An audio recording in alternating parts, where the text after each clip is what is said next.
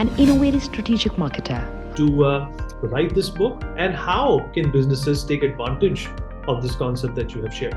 So business to business, we found with the Net Promoter Score, 1 point increase in NPS results in a share of wallet increase of 1.25 to 3%. Who believes in the strategy to sell, not just tell.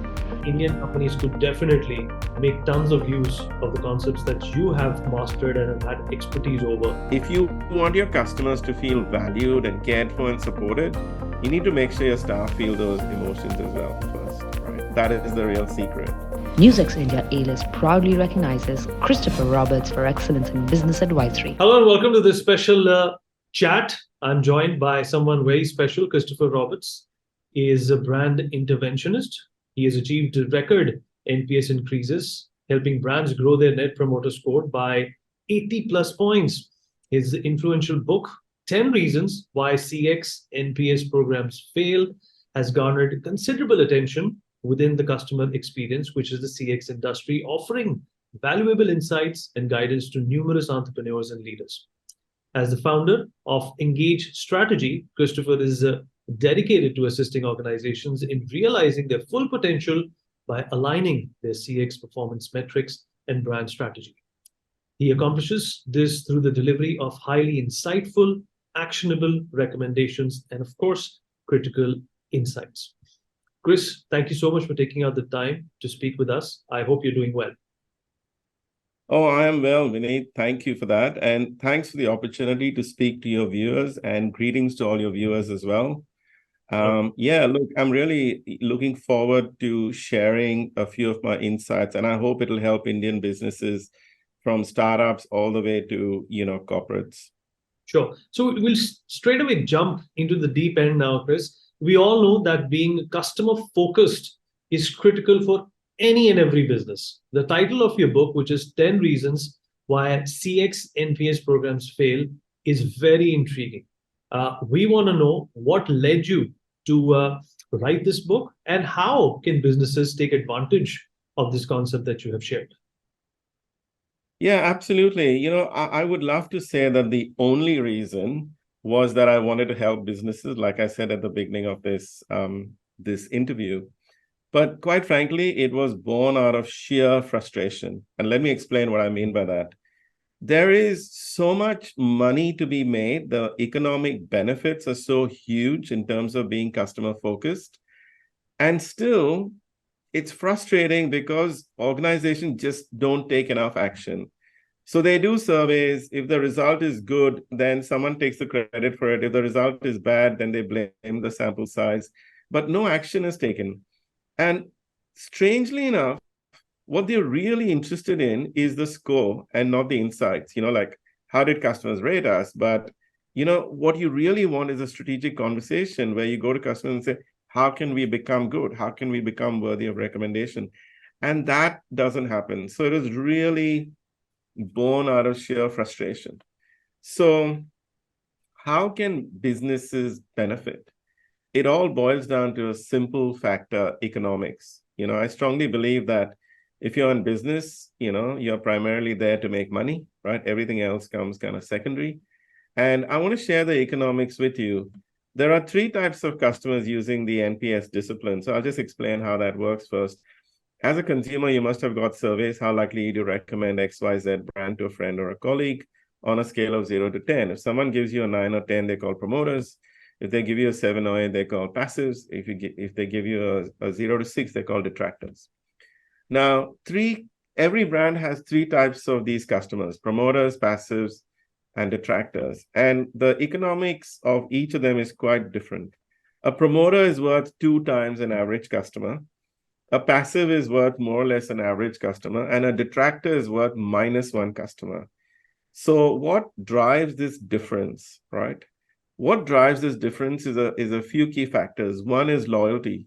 Promoters tend to be more loyal, and most businesses don't understand customer, loyalty economics. To give you a very simple example, it's a bit more complex than this.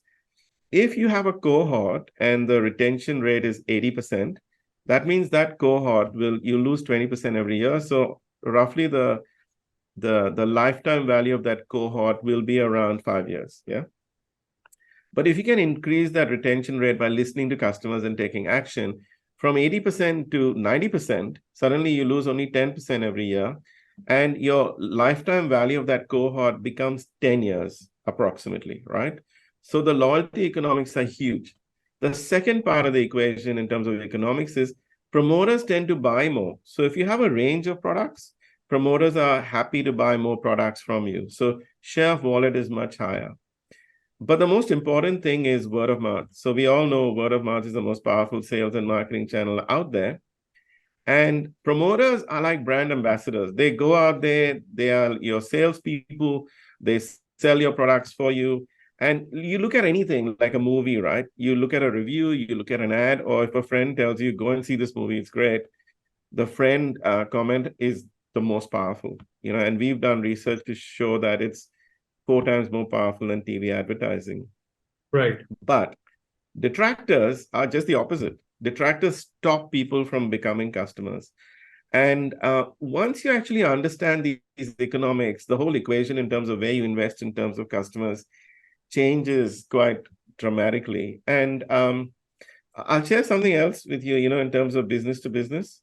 We found with the Net Promoter Score, 1 point increase in NPS results in a share of wallet increase of 1.25 to 3%, which is equivalent to revenue increases. So there's lots of money to be made in this whole customer thing, but it's frustrating that people don't do enough with it.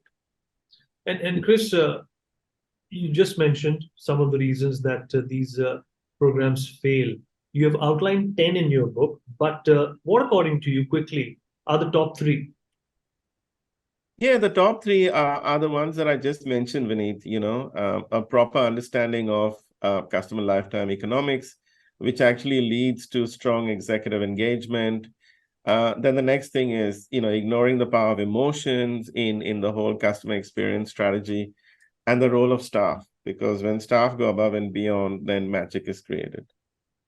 Right. Chris, also talk about the fact that in your experience, which you've had enough of, how well do Indian companies conduct the NPS, the CX programs, and how could this benefit them? You've obviously started this concept in Australia, and Indian companies could definitely make tons of use of the concepts that you have mastered and have had expertise over for decades now.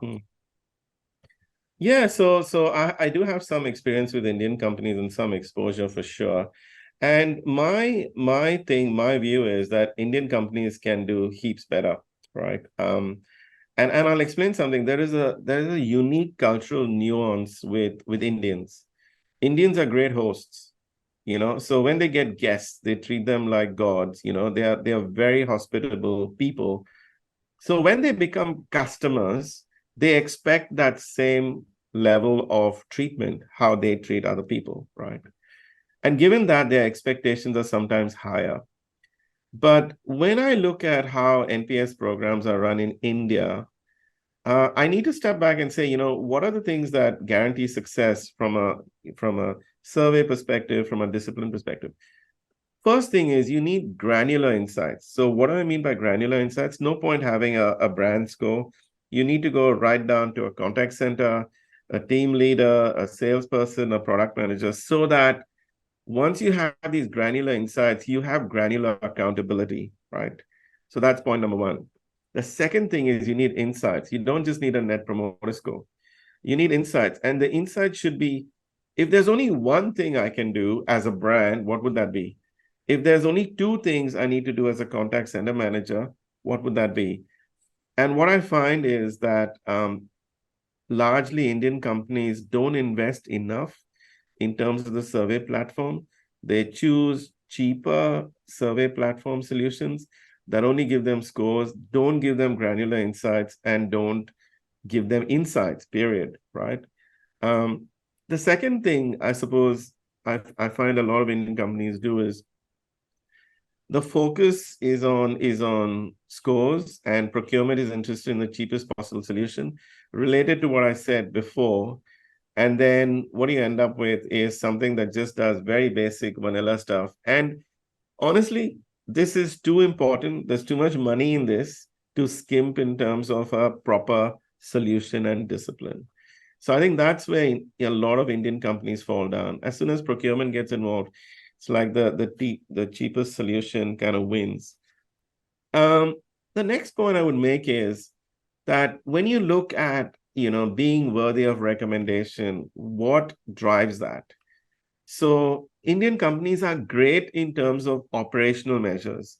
So how did the call center perform? How did the mobile app perform? How did the sales rep perform? How did the website perform? They measure that really, really well. They also measure product and service performance really, really well. But in my mind, that is operational. Your contact center should be good. Your product should work, right? And that's not going to give you a strategic advantage. So what will give you that strategic advantage? The first thing is the delivery of a unique value proposition, which is the answer to the question, why should I select you over other alternatives? Why should I be loyal to you? What's so good about you, right? So for example, a unique value proposition for Apple is design and innovation. But Xiaomi also has a value proposition, which is really cost-effective, high-performance phones. So what is your value proposition, and do you actually deliver it for your target segment? That's point number one. And the second point is that people ignore is emotions. So how do you transfer the right emotions from your staff to your customers? And here's a trick for your viewers, Vineet. If you want your customers to feel valued and cared for and supported, you need to make sure your staff feel those emotions as well first, right? That is the real secret. And finally, I would say a lot of Indian companies tend to focus on customer acquisitions, new sales, but they miss out on focusing on loyalty, word of mouth, and it's like a leaking bucket syndrome, right? You keep pouring water into the bucket, but there are leaks. And if you do both, now I'm not saying you shouldn't get new customers, you absolutely should, right? But then at the same time, if you also plug the leaks, right, that is where growth comes from. You're absolutely right. And that's exactly what people fail to understand, that you have to take care of the ones that you have, because you don't know what you have till it's gone, like the song. But nevertheless, great insights, Chris, coming in from you. And folks, those are some valuable tips that can be found in the book that Chris has written. And of course, he's an active consultant, whereby companies can approach him and, in fact, plug in the leaks that Chris just spoke about, get the advantage in terms of sales that will help you, in fact, with growth as well. Chris, appreciate you taking out the time and filling us in on these wonderful concepts.